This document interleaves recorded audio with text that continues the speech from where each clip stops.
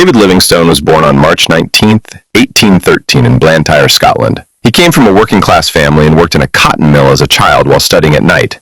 He later studied medicine and theology in Glasgow and London.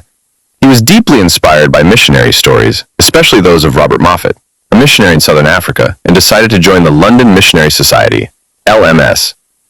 In 1840, he sailed for South Africa to begin his missionary work. Livingstone was initially stationed at Kuruman in South Africa. He soon moved further into the interior, driven by a strong desire to bring Christianity, commerce, and civilization to new regions. He was firmly opposed to slavery and believed that opening trade routes and promoting legitimate commerce would help bring an end to the slave trade. Between 1849 and 1856, Livingstone undertook his first major journey, exploring from the Kalahari Desert to the west coast at Luanda, Angola, and then eastward to the Indian Ocean at Quilimane in Mozambique. He became the first European to cross the African continent from coast to coast. In 1855, he discovered the magnificent waterfall on the Zambezi River, which he named Victoria Falls, in honor of Queen Victoria. Locally, the falls are known as Mosi Oa-Tunya, meaning the smoke that thunders. He also explored the Zambezi River extensively, hoping it could serve as a route for trade and Christian missions. Throughout his travels, Livingstone witnessed the horrors of the East African slave trade firsthand.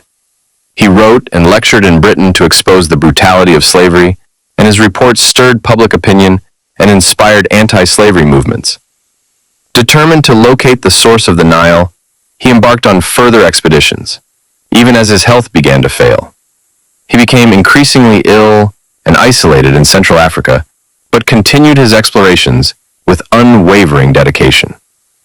David Livingstone died on May 1, 1873, in present-day Zambia. In a remarkable display of loyalty and respect, his African companions carried his body and his papers nearly 1,000 miles to the coast.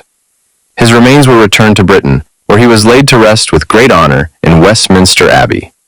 Livingstone remains one of the most celebrated figures of Victorian Britain.